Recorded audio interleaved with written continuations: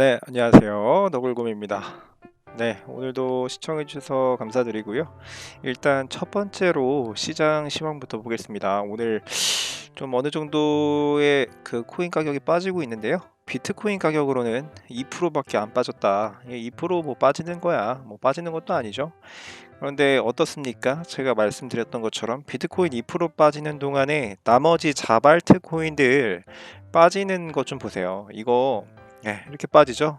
이제 잡코인하고 김치코인들은 이렇게 빠질 수밖에 없습니다. 비트코인을 저렇게 흔들면 비트코인 2%밖에 안 빠졌는데 자발트 코인이랑 김치코인은 저렇게 많이 빠진다. 제가 누누이 말씀을 드렸습니다. 그 코리니 여러분들께서 그 잡코인들하고 김치코인들을 사시는 이유가 그 한 번에 많은 펌핑을 한번 노려보시려고 사시는 건데, 항상 특징적인 게 있죠. 이 떨어질 거를 아예 생각을 안 하시고 사신다는 거. 그래서 이런 장이 오면은 항상 말씀을 드립니다. 네, 이렇게 한번 겪어보셔야 돼요. 이렇게 보셔야 됩니다. 그래야지 아세요. 이런 잡코인들 투자하는 것이 아니다. 네. 물론 크게 한 방 먹을 수도 있죠. 근데 그렇게 크게 한 방 먹을 확률보다 그 돈을 다 마이너스 나는 확률이 더 높다라는 거, 그렇게 다시 한번 주의를 당부드립니다. 그래서 뭐 이 정도 빠지는 거는 뭐 애교다 라고 생각하시면 될 것 같고요. 그 김치 프리미엄 한번 볼게요. 지금 김치 프리미엄이 5%대까지 떨어졌습니다. 어제 이 시간대에 7% 정도였는데 지금 2% 정도가 더 빠진 거예요. 그래서 여기 보면 체인지라고 해가지고 2% 정도가 지금 빠졌다, 그 김프가. 그래서 지금 5% 정도 지금 표시되고 있고요. 제가 어제 말씀드렸지만은 어제도 김프가 이 정도면은 뭐 무난하다, 뭐 더 뭐 매수하셔도 되겠다라고 말씀을 좀 드리긴 했습니다. 네, 그래서 매수는 하시는데 제가 항상 말씀드리지만은 그 매도 타이밍은 여러분들이 이제 이 코인 시장에서 공부를 하시다 보면 언제 매도를 해야겠다라는 것이 눈에 들어올 때가 있습니다. 그래서 그 매도 타이밍도 제가 정확하게 알려드릴 수가 없잖아요. 제가 뭐 정확하게 알려드릴 수 있다 그러면 제가 벌써 뭐 도자를 깔았겠죠. 네, 그러니까 여러분들도 여러분들만의 매도 타이밍을 반드시 만드시길 바랍니다. 그러니까 예를 들어서 나는 비트코인이 1억이 되는 순간 그걸 목표로 잡고 난 매도를 할 거야. 혹은 나는 비트코인이 한 2억까지는 갈 것 같아. 그래서 2억이 되는 순간 나는 매도를 다 할 거야. 이렇게 반드시 그런 목표가를 정해서 트레이딩 하시길 바랍니다. 무조건 존버한다고 해서 다 돈을 버는 건 아닙니다. 분명히 말씀드리고요. 그리고 이제 장기적으로 보면은 분명히 오르긴 해요. 장기적으로 가면 뭐 10년이 지나고 20년이 지나면 반드시 지금 가격보다 더 높은 가격이 될 거예요. 근데 이게 점점 여기다 투자해가지고 기다리는 시간이 길면 길어질수록 힘들어지시는 거고, 분명히 여러분들은 시장에 늦게 들어오셨기 때문에 원래 내가 투자한 금액보다 분명히 마이너스가 되는 시점이 오거든요. 그 장기로 가져갔을 때 그때 내가 이걸 버틸 수 있다, 나는 그 마이너스 50% 60% 되는 거 별거 아니라서 나는 버틸 수 있다 라고 하시면 뭐 굳이 매도하실 필요 없습니다. 결국에는 10년 20년 후에는 지금 이 가격 못 볼 가격이라고 생각하기 때문에 뭐 그거는 여러분들의 판단에 맡겨드리는 거고요. 저는 이제 분명히 그 4년마다 있는 어떤 그런 그 역사를 좀 되돌아봤을 때 분명히 한 번쯤은 다시 한 60% 정도 그 조정이 올 수 있는, 6, 70% 정도 빠질 수 있는 그런 그 그럴 수 있는 확률이 있기 때문에, 그래서 여러분들한테 그거는 이제 선택에 맡기도록 하겠습니다. 그래서 저 같은 경우에 뭐 그러면은 당신은 어떻게 할 거냐 라고 물어보시면, 저는 이제 저도 목표가에 다다르면은 이제 전부 다 매도를 했다가 그리고 다시 저점에서 다시 매수할 생각입니다. 네, 그래서 저도 그렇게 할 생각이고요. 한 가지로는 이 비트코인, 제가 갖고 있는 비트코인은 끝까지 좀 안 팔고 매도 안 하고 가져가 볼까 하는 생각도 있습니다. 네, 그래서 그렇게 할 생각이고요. 제 방식을 좀 말씀을 드렸고, 네. 그래서 오늘 비트코인 도미넌스가 50%를 보이고 있습니다. 계속 이 도미넌스가 50%대를 계속 보여지고 있고요. 오늘 전반적으로 시장이 다 하락세기 때문에 전부 다 빨간색 화면인 거 보실 수 있을 겁니다. 이게 어제 같은 경우에는 이게 전부 다 녹색이었거든요. 그래서 어제 하루 동안 전부 다 녹색이었기 때문에 오늘 하루 정도 이렇게 좀 하락이 있는 게 어떻게 보면 당연한 일이죠.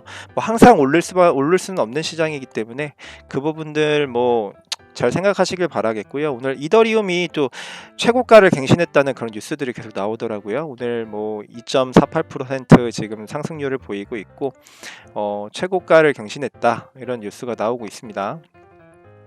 저도 이제 이더리움을 굉장히 많이 갖고 있는 편이에요. 저도 비트코인하고 두 가지가 제 포트폴리오의 50% 네, 정도 되기 때문에 네, 그래서 저는 어떤 것이 올라도 사실 뭐 별 상관없다. 그래서 여러분들도 반드시 분산 투자 그렇게 하셨으면 좋겠다라는 걸 꼭 강조드리고 싶습니다. 한 군데 몰빵은 무조건 안 좋은 거잖아요. 여러분들도 뭐 아시겠지만 부동산 시장이 좋다고 해서 내가 부동산 땅 투자에 막 내 전 재산을 그냥 다 몰빵하는 거, 그리고 주식시장이 호황이라고 해가지고 주식시장에다 전 재산을 몰빵하는 거, 이런 것들이 굉장히 별로 좋지 않은 투자 방법이에요. 무조건 분산 투자가 되게 중요하고요. 저 같은 경우에도 자유입출금 통장이 어느 정도 좀 큰 돈이 있습니다. 그렇지만 그 돈을 여기다가 이 시장이 지금 제가 계속 상승할 거라고 저는 공부를 하면서 계속 믿고 투자를 하는 거지만 이 코인 시장에다가 제가 가진 전 재산을 다 때려 넣진 않거든요. 여러분들도 현명한 투자 하시고요. 네, 그렇게 하시길 바라겠습니다. 네, 그래서 오늘 시황 좀 대충 좀 설명을 드렸는데, 그러면 내일 시장은 어떻게 될 것이냐? 내일 시장 어떻게 될까요? 아무도 모르죠, 사실. 솔직히 저는 차트나 이런 것들을 별로 믿지 않아요. 보면은 그렇습니다. 차트 방송이나 뭐 차트 보는 방법 뭐 이런 거 들어가서 보면은 여기가 지지선입니다. 여기 지지선에서 지지선이 무너지면은 뭐 어디까지 빠질 수 있어요. 근데 지지선을 잘 버텨주면은 상승할 거라고 봅니다. 뭐 이런 식으로 이야기를 하죠. 그런데 뭐 그거는 맞추는 게 아니잖아요. 그 지지선을 못 버텨주면은 떨어지는 건 당연한 거고, 지지선을 뭐 버텨주면 상승하는 건 당연한 거잖아요. 그죠? 그러면은 결국에는 떨어지는 거냐 내려가는 거냐 그거에 대한 정답을 주고 있지는 않거든요, 차트 방송에서. 그러니까 아무도 모르는 거예요, 결국에는. 저는 그래서 이 차트도 세력 마음대로 움직이는 것이 코인 시장에서는 이 차트가 큰 의미가 없다. 예, 라고 말씀을 드립니다. 주식시장 같은 경우에는 이제 금융이나 이런 데에서 계속 모니터링을 하잖아요. 이제 뭐 주가 뭐 조작은 없는지 뭐 이런 것들을 다 모니터링 하기 때문에 어떤 세력들의 어떤 힘에 의해서 차트가 왔다 갔다 하는 그런 것들이 거의 없다라고 보시면 되는데, 분명 있긴 있겠지만 거의 없다라고 보시면 되는데, 이 코인 시장은 그런 장치 자체가 없기 때문에 그냥 세력들이 떨어뜨리고 싶으면 떨어뜨리고 올리고 싶으면 올리고 그런 장이기 때문에 이 차트가 크게 의미가 없다, 저는 그렇게 말씀드리고 싶습니다. 네, 그래서 오늘의 그 뉴스를 한번 살펴보도록 하겠습니다. 오늘 대체적으로 진짜 뉴스가 다 좋은 뉴스밖에 없어요. 전부 다 진짜로 나쁜 뉴스가 하나도 없습니다. 보시면은 그 페맥스 거래소에서 리플을 재상장한다 라는 뉴스가 떴습니다. 이 여러분들 그 매체에서, 매스미디어에서 뭐 이런 거 되게 많이 보셨을 거예요. SEC와 그 리플, 미국 SEC와 리플의 어떤 증권거래위원회와 리플의 어떤 그런 법정 싸움, 너네가 뭐 증권법을 위반했네 아니네 라는 법정 싸움이 있었습니다. 이 리플이라는 게 이 법정 싸움에서 SEC 상대로 승소하는 게 진짜 의미가 큰 겁니다. 만약에 패소를 하건 승소를 하건 그건 이 비트코인 시장에, 이 코인 시장에 되게 큰 영향을 줄 수가 있어요. 왜냐하면 이 소송에서 만약에 리플이 패소했다, 리플 재단이 패소했다 라고 하면은 이 리플 패소를 시작으로 해가지고 모든 코인들이 전부 다 소송을 당할 수 있습니다. 이건 리플에 한정되어 있는 게 아니에요. 이 코인 이 너네 이거 증권법 위반이다. 너네가 지금 발행하고 있는 XRP라는 이 코인은 증권법 위반이다. 너네 왜 증권을 신고도 하지 않고 판매하고 있느냐라고 이제 소송을 건 건데, 그게 지금 리플이 만약에 패소를 하면 나머지 코인들, 여기 코인마켓캡에 걸려 있는 이 코인들, 비트코인하고 이더리움 빼고는 전부 다 문제가 되는 거예요. 그러니까 리플이 이겼다라는 거는 굉장한 이길 수 있다라는 거는, 이기는 거는, 그러니까 승소를 한다는 것은 굉장히 중요한 의미를 갖고 있다라는 거를 말씀을 드립니다. 그래서 이게 SEC하고 소송 때문에 여러 국제적인 거래소에서 이 리플을 다 디리스팅, 그러니까 그 상패를 하거나 아니면 거래 중지 막 이런 것들을 했었는데, 지금 하나둘 열고 있죠. 네, 하나둘 열고 있습니다. 그래서 저는 사실 그렇게 생각합니다. 이런 어떤 소송이 됐던, 아니면 뭐 규제가, 정치권에서 나온 어떤 규제안이 됐던 그런 것들도 결국에는 이 정치권과 이런 어떤 세력들, 보이지 않는 금융 세력들 간의 어떤 이권 싸움에 의해서 이렇게 만들어지는 어떤 분위기가 아닌가, 저는 그런 좀 의심을 좀 많이 하는 편이기 때문에, 사실 이때 리플에 대한 소송이 들어갔을 때 리플 가격이 180원까지 떨어졌었죠. 예, 그때 저는 또 추가로 매수를 했습니다. 리플 관련해 가지고. 네, 그래서 그런 것들을 항상 뉴스에 시달리고, 그러니까 뉴스가 이미 뜨면 늦었어요. 악재에 사고요, 호재에 파는 겁니다, 여러분. 그 주식도 마찬가지고 코인 시장도 마찬가지입니다. 네, 다시 한번 말씀드리고요. 이렇게 좋은 뉴스가 나왔다라는 거 말씀을 드리고, 그 다음에 두 번째, 정말 좋은 느낌이다 나와 보셨죠?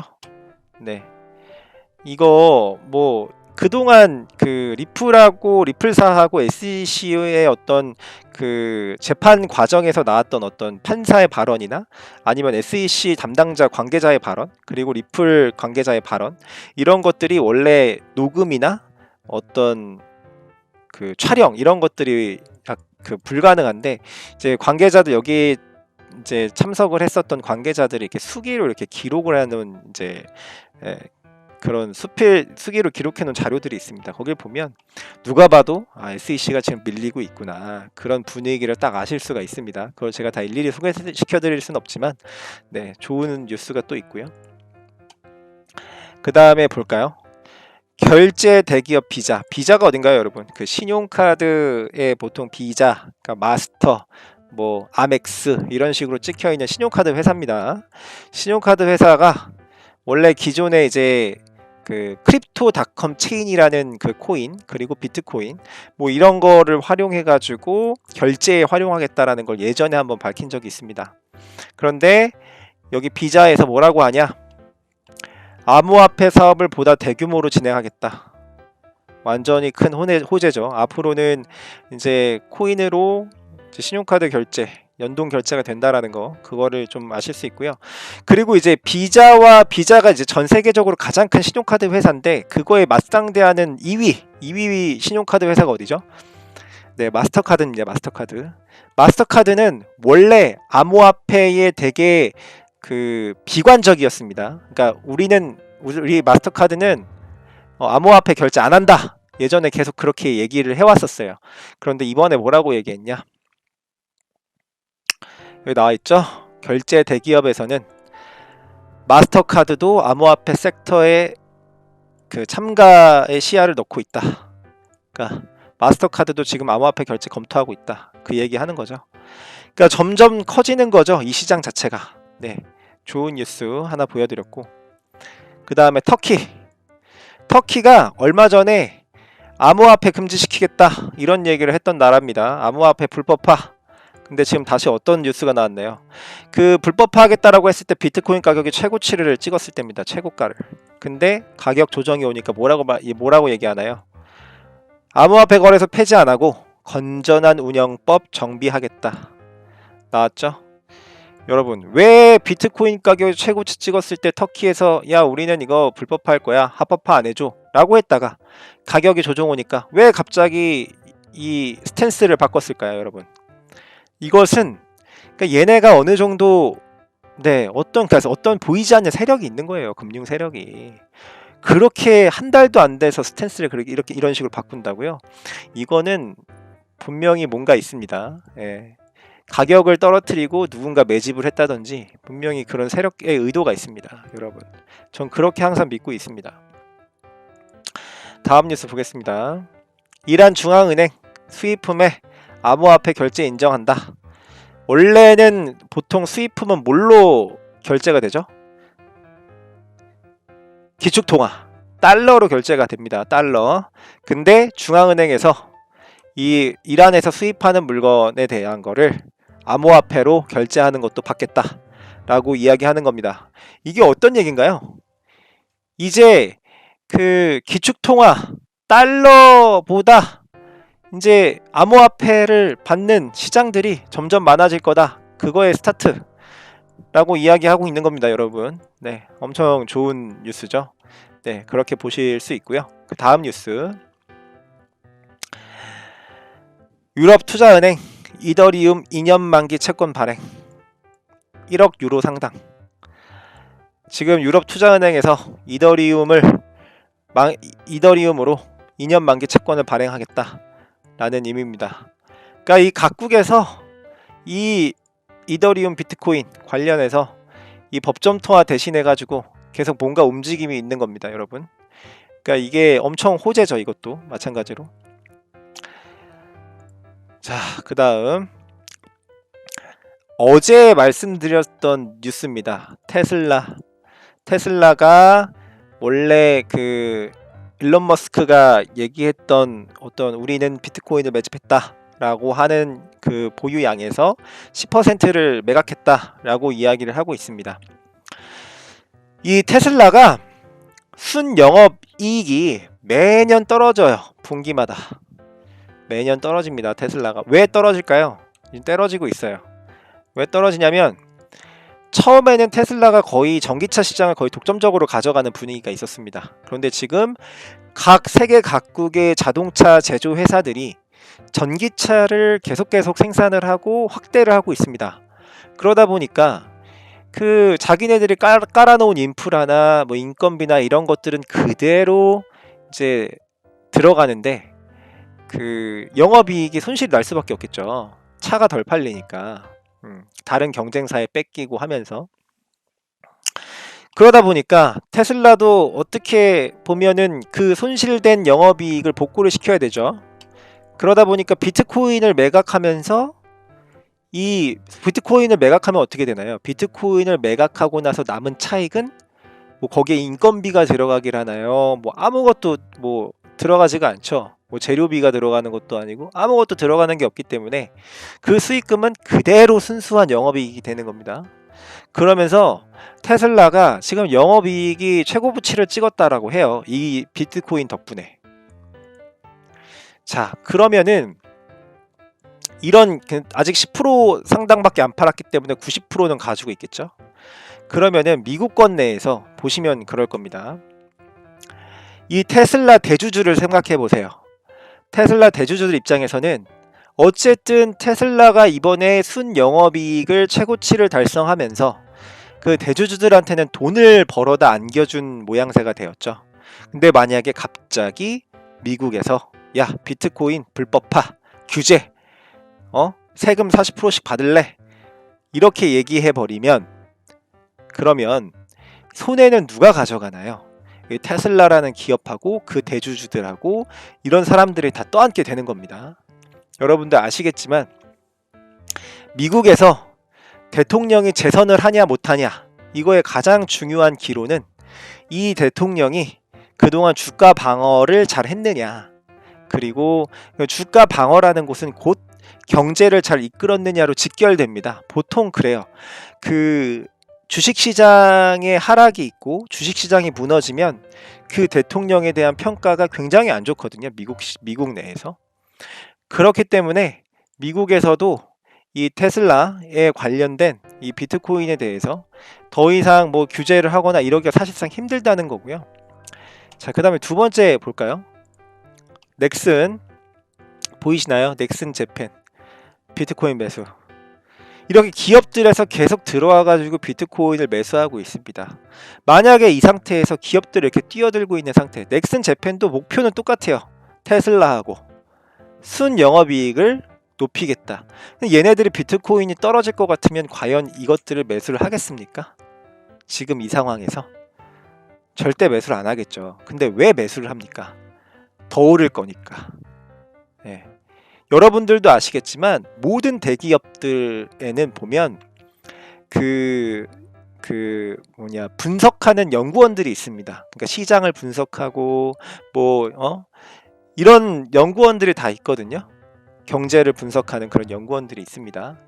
걔네들이 바보는 아닐 거잖아요. 넥슨 재팬.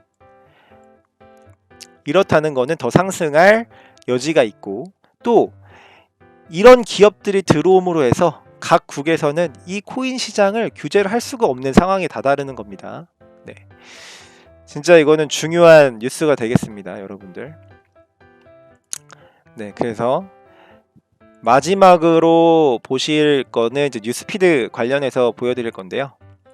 이제 뉴스피드 굉장히 오늘 전부 다 좋은 뉴스들로 채워져 있습니다. 그 중에서 지금 가장 눈에 띄는 것들 대충 이렇게 보고 넘어가면은, 네, 여기 있네요. 여기도 또 나오네요. 리플 CEO SEC 소송 진행 상황 좋다, 느낌이 좋다.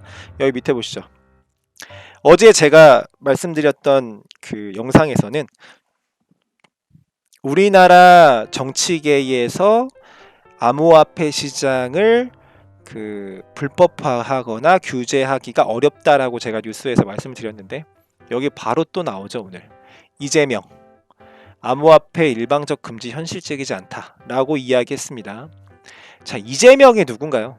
이재명 지금 경기도지사죠. 더불어민주당, 그러니까 여권의 차기 유력한 대선 후보입니다. 근데 이 사람이 왜 갑자기 이런 말을 하느냐? 어제 말씀드렸지만은 2030 그런 투표권을 가지고 있는 이런 유권자들의 표를 이번에 보궐선거에서 많이 잃었거든요. 네. 그래서 다시 되찾아와야 되는 거예요. 자기가 대권을 잡으려면. 근데 이제 그러려면은 지금 2030 세대가 제일 많이 하고 있는 이 암호화폐를 내년 대선 때까지 이거를 금지화한다? 절대 그렇게 못합니다. 절대. 전 그렇게 못할 거라고 보고요. 그리고 내년에 예정되어 있는 그 세금을 이제 징수하겠다라는 것도 어쩌면 대선 이후로 연기될 수도 있다. 저는 그렇게 보고 있습니다. 그래서 이렇게 좀 뉴스피드에서 좀 눈에 띄는 것들을 좀 말씀을 드렸고요. 네. 그래서 시장 자체는 굉장히 나쁘지 않다라는 걸 최종적으로 좀 말씀을 드리겠습니다. 네. 네, 그래서 원래는 이제 오늘 예정으로는 이 바이낸스 거래소의 스테이킹 서비스에 대해서 어떻게 스테이킹을 하는 거고, 스테이킹을 하면은 보통 얼마만큼의 수익이 나느냐, 이자를 얼마나 받을 수 있느냐에 대한 거를 설명드리려고 했었는데, 일단 오늘 시황을 먼저 말씀을 드렸고, 뉴스에 대한 부분이 굉장히 중요한 것들이 많아서 먼저 말씀을 드렸고요. 오늘 이제 영상을 바이낸스 스테이킹 관련된 거를 영상 하나 더 찍어가지고 내일이나 해가지고 한번 업로드를 해드리는 걸로 그렇게 하겠습니다. 네, 오늘 또 이렇게 시청해주셔서 감사드리고요. 네, 여러분들 성투하는 하루 되시길 바라고, 너무 이렇게 장 흔드는 거에 대해 가지고 너무 걱정하지 마시고, 어차피 더 떨어진다고 하더라도 어차피 더 오릅니다. 그러니까 걱정하지 마시고, 오늘 시청해주셔서 대단히 감사드리고요. 유익하셨다면 구독과 좋아요 부탁드립니다. 네, 감사합니다.